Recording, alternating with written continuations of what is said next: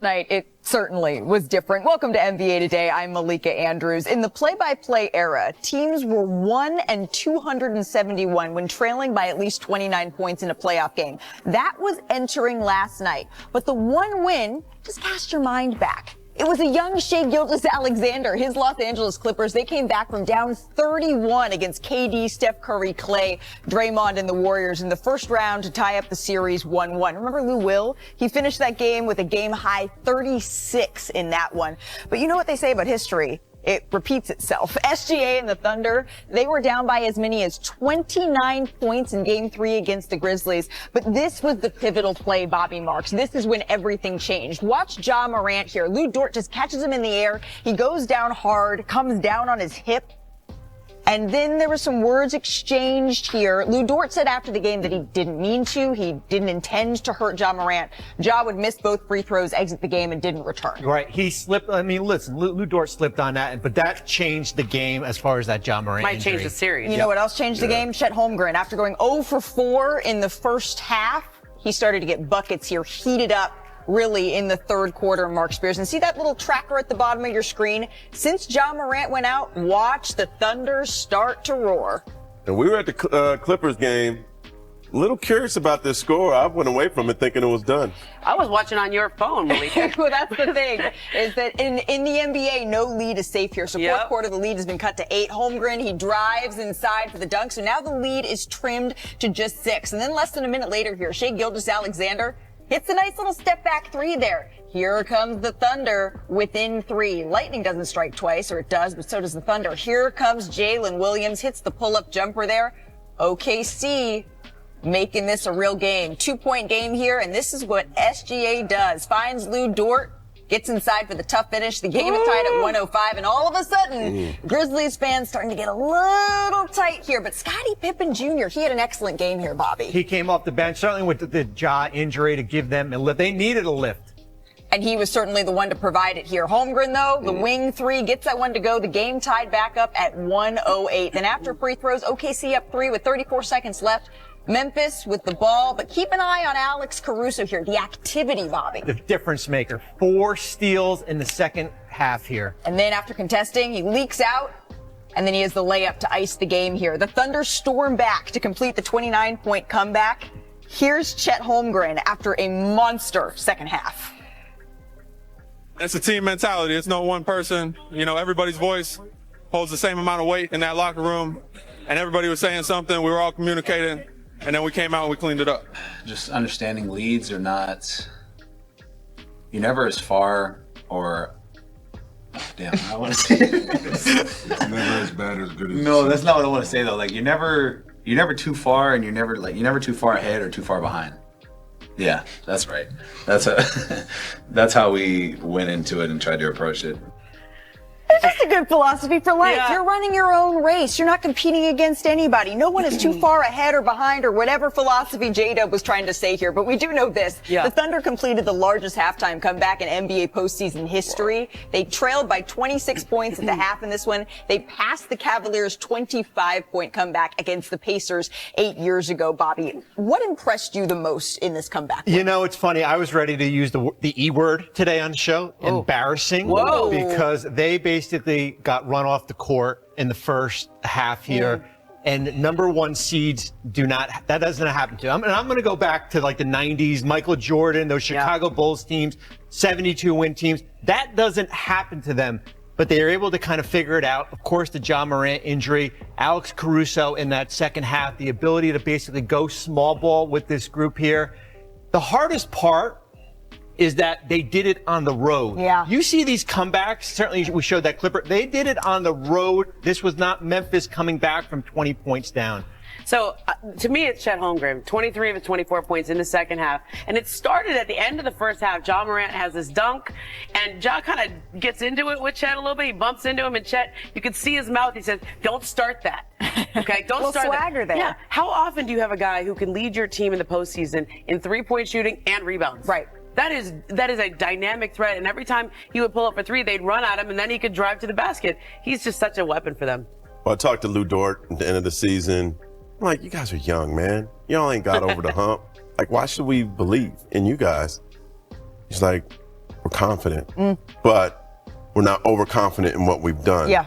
And you see their camaraderie, but that confidence they have to come back and still think that they could beat everybody at 24 years of age average. It's quite impressive. Yeah, and for me, it's that it still feels like SGA hasn't had his patented game in this series, right? He had his lowest scoring output of the season in game 1. He had a good night last night, but it wasn't very efficient. It feels like we're still waiting for that SGA patented performance, and that is what makes me say, okay, this Thunder team, they really could be for real. They take a commanding 3-0 lead. Last night, though, all of us, we were hanging down the 405. We were watching that Thunder game on my phone because we were in the building for the first playoff game ever at Intuit Dome here. So the Clippers taking on the Nuggets here. No. Hey. The wall, the horse heads, the whole shebang. I'm not sure what the jackets were about, but I'm sure they're You know gonna be, what? yeah. I'm sure there's something to that, and I know there's something to this. Kawhi Leonard, the Clippers up 18, and then James Harden, he lays it That's in, way too plus the easy. foul. And a little flex on them, too. The Clippers go up by 20 here. So going ahead to the third quarter, 6:30 left to go. The Clippers up 19. Just take a look at the ball movement here, Ramona. I mean, Norman Powell, the Zoo, back out to Kawhi, back around. I mean, they are on a string. And we talked about it pregame where Ty Lue said role players play better at home. Yep. Absolutely. And then Norm Powell takes it the other way. The Clippers up 24, and let David Adelman know.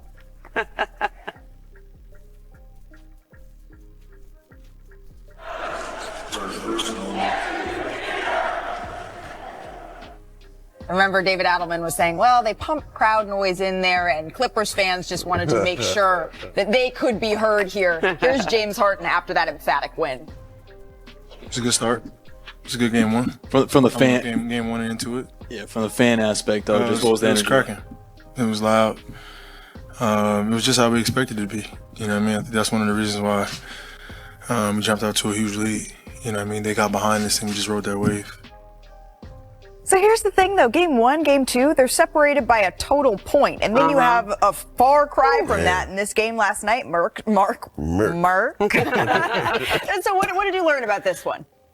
The Jeff Van Gundy effect. That defense that he's put in, and Ty Lue's put in, scary. Yeah. And you got one of the greatest offenses in the world that they've shut down. What they're doing is they're doubling Joker, they're doubling MPJ, they're doubling Jamal, and saying the rest of the Nuggets beat us.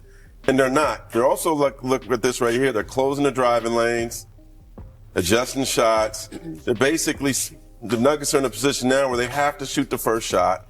And a lot of times they're not, and they're passing back out. It's in disarray. And you'll see Michael Porter Jr. here. He'll take a shot. He told me he didn't get any good looks the whole game. They've been playing some stifling, amazing defense. Yeah. And I'm worried about this team, man. Let's see if they have the heart of a champion. They got some injuries. MPJ, I don't know. Ramona knows some more about it. Like, he may not play Saturday. Jamal's hurting. Russ is hurting. Aaron told me he could barely jump right now. How much heart do you have left? After everything that's happened the last couple of weeks, Cancun sounds cool right now. Let's see if they prefer vacation or trying to fight back in the mile high. I think they'll find some fight. The question, I just don't know if they have enough. Yeah. I mean, at this point, Michael Porter Jr. had his left shoulder, and he told me he was at 20 or 30% last night. He was running down the court, and he was dragging his arm the whole time. He goes, Remember when he tried to put on his shirt? Yeah, it took him a while. Yeah. And he said, if I'm going to try to play. Yeah. But if I'm going to be like this and I'm not really helping the team, I don't see what the point is. That's a huge statement. This injury that he has right now, this is a grade 2 sprain of that AC joint on it. It's a left shoulder, yeah, but you use your arm to do everything. And just being in that locker room, you could just feel this. I don't know. It felt bad in that locker room last night. They should play the MASH music in the yeah, background. like Aaron had his cap taped up. I mean, with ice on it. I mean, it was a rough locker room there. Well, if this was a marathon, they ran out of gas at the 3-mile mark. Yeah. I mean, they jumped off to a start last night when it was 2014. Aaron Gordon got rolling here.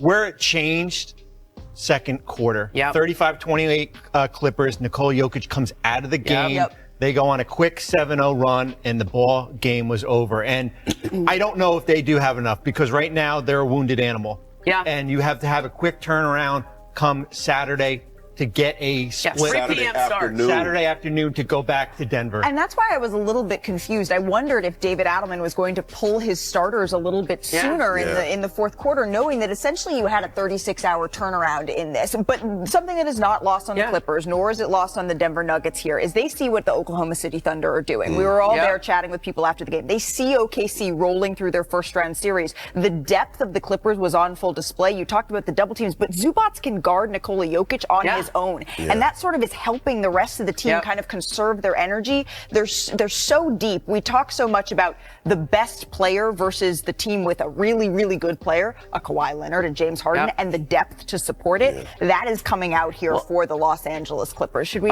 The guy who usually gives Denver that juice when they don't have it, Russell Westbrook, turned his foot in pregame warm-ups and had to leave in the second quarter. So this is going to come down to rest. It's going to come down to health. And someone in the locker room, the sentiment was, we need a 41-point triple-double from Nikola Jokic in order to be able to win this game. Because there's a lot of homers on this set. Lil Wayne's Lollipop. That was the top song. Oh, get it, Shanae. That was pretty good. The playoffs are in full swing, but this news, it could shake some things up. Sources told our Shams Charania Jimmy Butler has been diagnosed with a deep glute muscle contusion. His status for Game 3 against the Houston Rockets in serious jeopardy here. The Warrior star avoided any fracture or structural damage. He actually is officially listed as questionable as of tonight. So, Bobby, even if Jimmy plays, he won't be at full strength. How should the Warriors handle this? I'm circling Game 4. I know Jimmy Butler knows his body, and I know that the Warriors medical department, but I'm looking at Game 4. Basically, that would be 5 days off from when that injury occurred here. I don't want to say punt Game 3, but I'm prioritizing the rest of the series. What did Bernie Lee tell me, his agent? Pray for the Bear. Jimmy's playing, man. He's tough. We've seen this before. Yeah, I don't know. Jonathan Kuminga told the San Francisco Chronicle, I hate everybody telling me to get ready.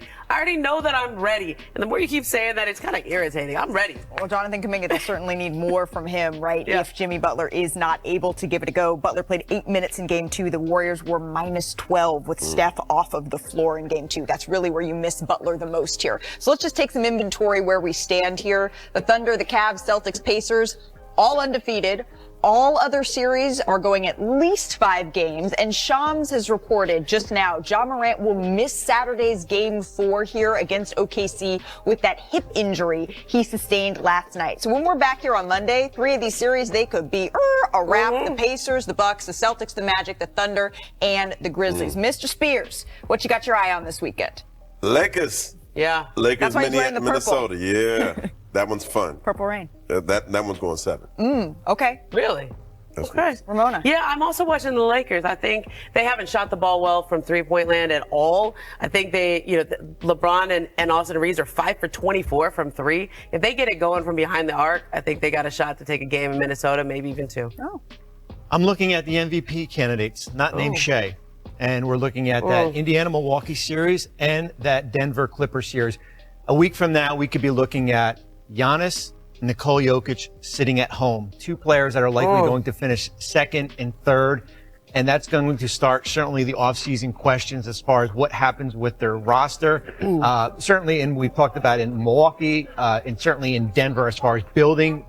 We've talked about extending the timeline around both players. It seems most acute to talk about the Milwaukee Bucks here and the Indiana Pacers. I expect Milwaukee to be able to find something tonight. Maybe it is just because Giannis is playing too good to get swept in this series. Right. Ramona, what is it going to come down to? I mean, Mark mentioned it earlier in Kyle Kuzma, but they've just got to get something from anyone else. Something from anyone else besides Giannis. I think Dame will be better too. Yeah. Getting his legs back a little? Yeah, he had a lot of rush to get off, get his confidence back, get his sea legs back. I expect a big game. It really is a miracle he's playing already. And then the Boston Celtics, they have a huge injury report here, at least by their standards, going into this game in Orlando. Bobby, Ramona said that, it's a pain tolerance thing for Jason Tatum. If you're the Celtics, how do you handle this weekend? Well, I know that I got Jaylen Brown in my back pocket. And I got Derek White, and I got Kristaps Porzingis, and I'm deep, and we've already beaten Orlando in Game 2 without Jason Tatum here. That's how I look at it. I mean, I'm also looking, though, too, at the Denver Nuggets. I'm going to be covering that game on Saturday. Very quick turnaround, less than 48 hours. And I was in Sacramento the first night after they had fired Michael Malone. And Nikola Jokic said, from where I come from, when they fire the coach, you're next. Like, and it's like everybody in that locker room feels how much pressure is on this series. If they don't bring a great attitude and they don't bring a great effort in Game 4, this series can be over quick. I'm doing the Paolo Banchero diary. Am I in Orlando next week saying goodbye to my, this diary? future big-time superstar in the league? Just for now, though. Yeah. The Pacers, the Thunder, the Celtics, right now, they are all in line to possibly sweep their first-round series. By Monday, we will know. Yeah. That's going to do playoff series. This is as must-win as it gets. Second player in NBA history to average 30 points, 10 rebounds, 5 assists per game in his first 2 playoff games with any franchise. He joins Kareem Abdul-Jabbar, who did this with the Lakers back in 1977. As for the Timberwolves, they've had 2 outlier three-point shooting games, right? One good, one bad. They scorched the Nets for 21 made threes on 42 attempts in Game 1, and then they followed that up by making just 5 of 25 threes in their Game 2 loss here. Which brings us to a pivotal Game 3 tonight in Minnesota. And why is it so important? Because historically, the winner of Game 3 of a best-of-7 series tied at 1-1 has gone on to win that series over 74% of the time. This gives a major edge for the rest of the series. So here's LeBron James at Shoot-Around today. I mean, the postseason doesn't matter what the numbers look like. It doesn't matter, what the scores are look. I mean, what the stat sheet look like. It's about to win the game. Obviously, you want to get better. You want to look at the things you could have got better at. You watch the film the day after, or how many days you have in between. But there's no moral victories in the postseason. It's about winning the game. I'm just saying, what team you get the forward, faster than another team. That's the only thing. Now joining us from Minnesota, our reporter covering the Lakers, Dave McMenamin. Dave, we just heard what LeBron is prioritizing here. What's JJ Redick's message? Yeah, Malik, I spoke to JJ yesterday, and he said after looking at the game tape from the first 2 games of the series, there's a lot for the Lakers to clean up offensively. And he said in order to do so, he wants to see them play with some more pace and some more thrust. You think about the offensive numbers that they've had in the fast break. They were dominated in Game 1, only scored 6. They won the battle in fast break in Game 2, but even still, in winning it, they only scored 13. So he thinks that they can boost their numbers by, running more. But I asked LeBron that question before he gave that answer this morning at Shoot-Around, and I harkened back to the 2015 finals when he was just trying to drag the Cavs across the finish line against the Warriors. And back then he said, I'm throwing efficiency out the window. Sometimes the numbers don't matter so long as you are bringing the fight to the battle. Okay, so that's the Lakers side of this. On the other side, you spoke to Rudy Gobert at Wolves Shoot-Around. What can you tell us about how he sees his impact in this series? Yeah, I mean, it's been a battle between Rudy and the Lakers stars, and he got the better of them. Even though the Wolves lost Game 2, Rudy Gobert, as the isolated defender against LeBron James, Luka Doncic, and Austin Reeves, held those guys for 3 for 12 shooting. And he said he lives for those moments. He wants to play against the best players in the world. So while the Lakers seemingly are hunting out that ISO matchup, Rudy says bring it on, because he wants to continue to prove why he's a multi-time defensive player of the year. And what better way to do it than trying to stop guys like LeBron and Luka. Certainly the crowd in Crypto.com arena would go nuts every single time Rudy got switched on to Luka Doncic. But when you look at the numbers, as you just pointed out, Rudy did hold his own, particularly against Luka there, even if the crowd was sort of feeding off of those moments. Dave McMenamin, thank you so very much. Enjoy tonight's game. Hey, we got a treat right here on NBA Today. You won't believe who is stopping by. Oh, yes, it's the man. It's the myth. It's the legend. And he's on the sidelines covering tonight's game, doing our color commentary, our analyst work here. Richard Jefferson, we always appreciate you making the time. I want to get to both sides of this game, but we're going to start with the Los Angeles Lakers. What is the key as the series shifts to Minnesota?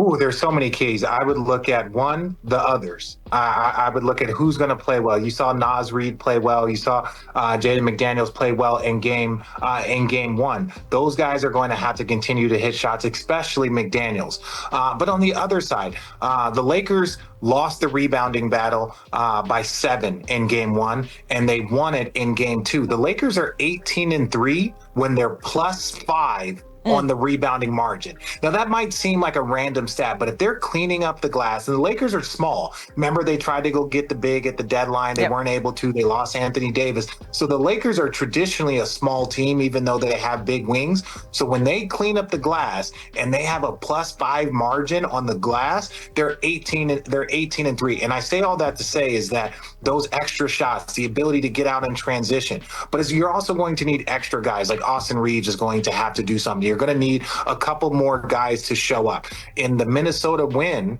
they had 7 guys with 9 or more. 7 guys with 9 or more. And that just shows the balance. And on the Lakers side in game 2, they had a much better balance in the scoring opportunity. So I think it's the others, but I also think that rebounding margin is something that you're going to have to really pay attention to. Yeah, Austin Reeves was able to find much more of a rhythm here in game 2, help out Luka Doncic. I'm also wondering, we've talked about LeBron James, his health. I'm very curious to see if this is one of his more signature, at least scoring performances, because defensively, he still looked pretty good. All right, let's go to the other side of this one, Richard. How can Minnesota capitalize on their home court advantage here?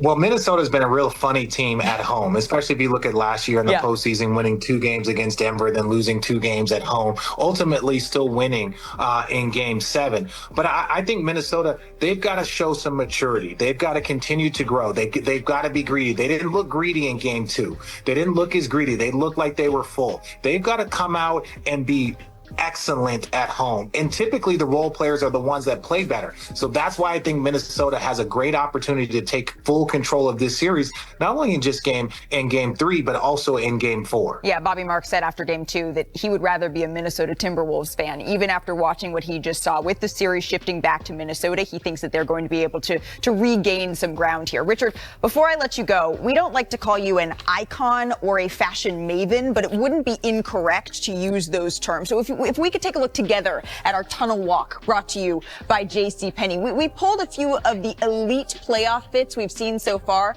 I'm hoping for your expert analysis tuxedo. Here. Starting with the that Canadian tuxedo was great. This is pretty good too here. Luka's just classic. Cade Cunningham, he's really introduced himself to America. Steph, he's still expressman. That's what Steph does. I think he still has a collab. But this right here is called Aura. What you see right there, those 3, that's called Aura. And I've always said this. If you see a well-dressed 7-footer, shout out to my guy Chet Holmgren, they had to work twice as hard as everybody else that gets to shop off the rack. So Chet has some custom fits there. Yeah. He's looking elite. Well, what about this guy, though? After, obviously, we see what is done in the NBA, but it looks like Schefter was taking some tips from you with the hoodie, but he also added the tie. Who wore it better? Yeah. I want to tell you, the tie hoodie with the print on the suit.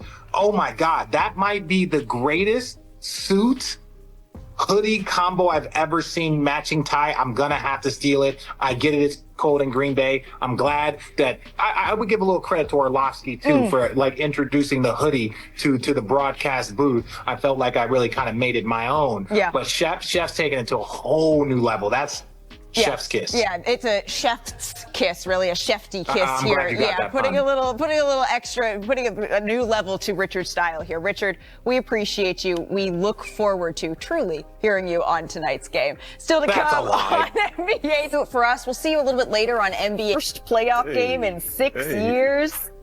And setting the tone off the top. Even Timothy Chalamet, Ben Stiller also in attendance here. Third quarter here, Karl Anthony Towns, huge in this game. Drains a deep 3. The Knicks up by 5. And then the next Knicks possession here, Mikal Bridges drives all the way to the basket, makes a tough layup plus the foul. New York up 6 after the made free throw. And then less than a minute later here, Jalen Brunson going to work, pulls up, makes a shot, plus the foul. Knicks would go into the fourth leading by 10. So we're going to pick this up in the fourth with just over 3 minutes to play here. The Knicks up by 5. Karl Anthony Towns knocks down that sweet fadeaway jumper. Cat finished with 31 points, making him the first Knicks center since Patrick Ewing in 1997 to score 30 points in a playoff game. The Knicks up 7 now. A minute left to play. Knicks up 5. Brunson, clutch player of the year for a reason, makes the layup. Knicks go up by 7. Under a minute to go here. Jump ball here. Tim Hardaway Jr. drains the 3. So now it's a 3-point game here. Next Knicks possession, Brunson gets the inbound pass and is fouled. But the question is, was this a backcourt violation? It's pretty close. JB Bickerstaff not happy. Brunson would split the free throws. Tobias Harris for 3. Pistons down by 1 here. And then half second left here. Brunson intentionally misses the free throw. But before anyone can touch it, the buzzer sounded. Time runs out, but the ball's in the air. So the Pistons get it side out. Jalen Duren, though, throws it a little too far on the inbounds pass. So the Knicks get the win here. Here's Karl Anthony Towns on that last play of the game. Shout out to their table. Yeah, they need a raise for that. Shout out to the table. 10 years I ain't never seen that. They gave him a chance, bro. Smart. Shout out to them. Smart on their part, but I got number of respect for that. Yeah. I'm just happy Tiz played me all those minutes at the regular season. Got me in shape for the playoffs. It was Comedy Central in the postgame for the New York Knicks last night, but they had 4 players score 20 or more points in a playoff game for the first time since 72 against the Bullets, with Towns, Brunson, Anunoby, Bridges all reaching that mark. I can only imagine the conversation we'd be having if this game had ended a little bit differently, but the Knicks, they do go on to hang on and get this win in this one. Bobby, what stood out to you?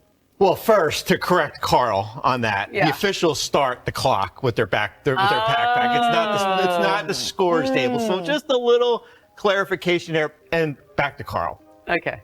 His aggressiveness coming out of the gate. 6 out of his first 7 shots were from deep, and he missed a bunch of those too. I think the big thing too is the foul trouble of Tobias Harris. Him picking up foul trouble put Jalen Duren on Karl Anthony Towns, and Karl's eyes lit up when a center went on him. And basically he said, I'm the best player on the court. There's a reason why I'm an all-NBA player, and he showed last night why.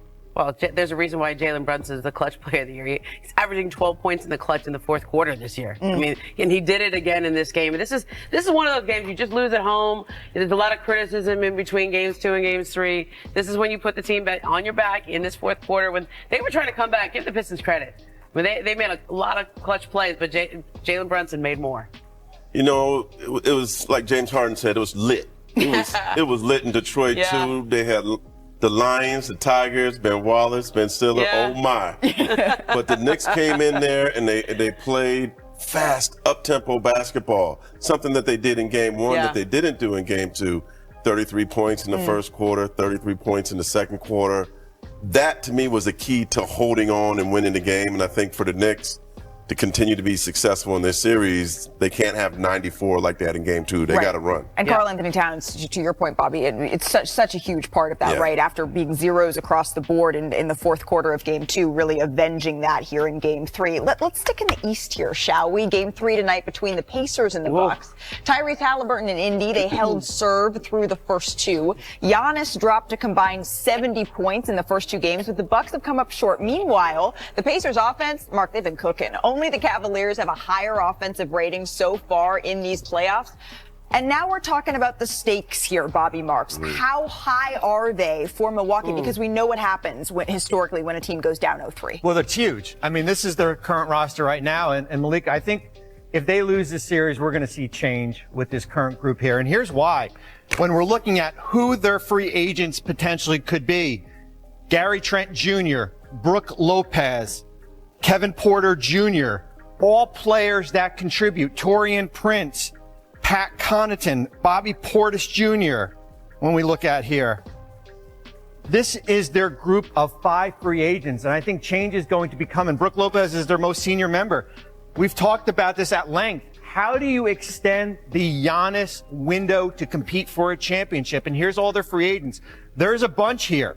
Damian Lillard's extension eligible here. This Milwaukee team will have lost in the first round 3 years in a row if they lose to Indiana here. And as I said, there's going to be changes to this roster, certainly, if they lose in this first round. So far, just 1 playoff series win since they won the title back in 2021. And I think back a minute to that quote that Giannis said earlier this week about this is life or death. And Giannis, he always sets the table appropriately. He knows what this team is looking to do and the mission they were looking to complete when they traded for Damian Lillard here. But what does it tell you when he's saying things like that? That he is thinking like that. And I think when you have Giannis on your team, and John Horst, the general manager who just did an extension there, he's flat out said, when you have Giannis on your team, you're always under pressure. You should always be competing for a title, and they're going backwards. I mean, last year, I understand Giannis was hurt, Dame was hurt, Dame, through some miracle, has been able to come back from the blood clot in his arm. Yep. And come back and play here. If they don't get out of the first round here, if they don't show up in Game 3, this is something where you have to look at making big changes. But what changes can they really make? You know, every person that gets traded mid-season isn't a Jimmy Butler or a Luka or going back Pau Gasol, as you certainly remember. But I expected that from Kyle. Kyle was so excited to get traded. So excited to go to Milwaukee. This is somebody that averaged over 20 points a game the previous 2 seasons with Washington. And he's like, man, I get to play in a winning environment. And it hasn't translated. And he maybe it translates better this season, but for him to have a goose egg with Dame out, not shoot the ball, not hit a 3 the last game, like they need Dame. Obviously, they need Giannis, but Kuz's got to step up, and he has the game to do it. Yeah, I think, the Milwaukee Bucks are the favored slightly in this Game 3. I expect them to come out with a different sort of fire in this one. Bobby, I know there's a lineup that they found in Game 2 that you maybe want to see a little bit more of. Yeah, they went with basically, they took Brook Lopez out of the game, and they basically put Bobby Portis in here. And certainly when you look at Gary Trent Jr. replacing Lopez, this is kind of their group. And I think certainly when you look at it with Gary Trent Jr. and taking Kyle Kuzma, they basically been playing from behind this whole series. Yeah. But they went in that run in that fourth quarter against Indiana that cut that lead to 2. The playoffs is about making hard decisions. And it's about hurting players' feelings, but doing what's best for your roster. And they are certainly in a hole tonight, and they've got to win tonight. Yep, absolutely. The teams do not come back from down 0-3 in a play. Tonight as the Magic host the Celtics down 0-2 in the series. But the big question, Ramona, is Jason Tatum, whether or not he is going to play as he continues to deal with that wrist injury. What more can you tell us? He wants to play. Okay. The question is whether or not he can convince the Celtics to let him play. Right. He told me that it's just going to be about learning to play with pain if and when he's able to come back. When he does come back, he'll probably have to wear a pad on that wrist. The injury is sort of to the top of the wrist. That's where the pain is. That's his shooting wrist, so that's going to be a little something to learn to play with. He'll know more when he gets to the arena, goes through his workout, and sees how he feels. But the Celtics are being cautious with this one because they obviously have designs on a long playoff run. Right. It's not just the next 2 days. It's the next 2 months here for the Boston Celtics. But Jason Tatum isn't the only one listed on the injury report here. Drew Holiday, Jaylen Brown also listed as questionable in this one. Do you expect them to suit up? Jaylen Brown more likely than Drew Holiday. Drew Holiday obviously has a hamstring. Jaylen Brown with that knee. That's something he's just been managing the whole time. He got some injections before the playoffs, trying to get through this whole long run here. But the Celtics they're going to be cautious here because they, as we mentioned before, they have designs on a long playoff run here. Some bumps and bruises. Yeah, up 2-0. Some bumps and bruises here for the Boston Celtics that we will be keeping an eye on as we march towards tip-off tonight. Ramona, thank you. Thanks, Lisa. Before we bounce, today marks an important anniversary. 75 years ago today, the first black players, they entered the NBA, paving the way for black athletes and transforming the landscape of the league. Here's Steph Curry, Karl Anthony Towns, Jaylen Brown, and Kareem Abdul-Jabbar on the importance of the 3 pioneers. This year, coming in, Pelicans guard and president of the National Basketball Players Association, CJ McCollum. CJ, as always, we appreciate you making the time, especially because today it marks the 75th anniversary of the historic 1950 NBA draft when the first black players entered the NBA. Chuck Cooper was drafted by the Celtics. Earl Lloyd went to Washington to the Capitals, and then Nat Sweetwater Clifton signed with the New York Knicks the next month from the Harlem Globetrotters. So from your perspective, how integral were they in pioneering the way that black athletes are in the NBA today and opening up that space? Yeah, these men were essential to the development of the NBA in general, from the expansion and understanding of the things that they went through in order to become a part of the NBA, the racism they faced, the discrimination, and their ability to still perform at a high level in spite of all the things they faced. And, for us and for me as a black NBA player, to be able to understand the history of the sport, to be able to understand who came before us and see the sacrifice that they made before they got here is something that we're extremely appreciative of. And we plan to honor the legacy, the courage, and the determination of these 3 pioneers who transformed the NBA and all the countless others that came after them. You and I have had a number of conversations on and off camera, CJ, about how we stand on the shoulders of everyone who came before us and on the shoulders of giants. But as president of the NBAPA, what does it mean for you to lead this current and then also future generations of black athletes in the NBA?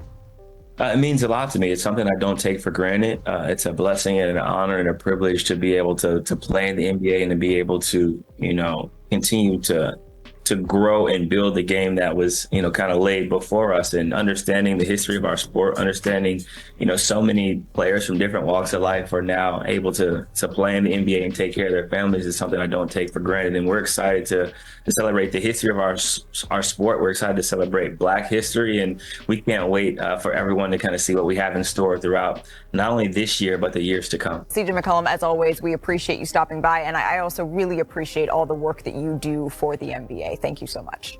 Thank you. I appreciate it. Saturday night on ABC, we'll have Game 3 between Jalen Green and the Rockets, Steph Curry and the Warriors at 8:30 Eastern, 5:30 Pacific, with the series tied at 1 game apiece. We will have to see what Jimmy Butler's status is for this one. Coverage tips with NBA Countdown at 8 Eastern. We have an update on USC recruit Elijah Arenas. He is out of an induced coma 1 day after being involved in a car crash in the Los Angeles area, according to a family statement provided to ESPN. Arenas has, quote, shown significant signs of progress within the last 24 hours and now is in stable condition. And all of us here at NBA Today wish Elijah the best and a speedy recovery. We'll be right back. Game. What's your favorite team? Comment below, and if you like the video, please leave a like. This really helps the channel grow and brings you even more content. Oh, and if you're not subscribed yet, what are you waiting for? Click the subscribe button and activate the bell to receive all notifications. With each game, we notice that the NBA is getting more competitive every day, and all the teams are looking for reinforcements to win the championship. And only here can you follow your favorite team daily with incredible content from different sources. Here on the channel, there are new videos every day with analysis, curiosities, and the best moments in basketball. That's it for today, folks. Thanks for following along. The NBA doesn't stop, and neither do we. Until the next video. NBA, the passion that connects us.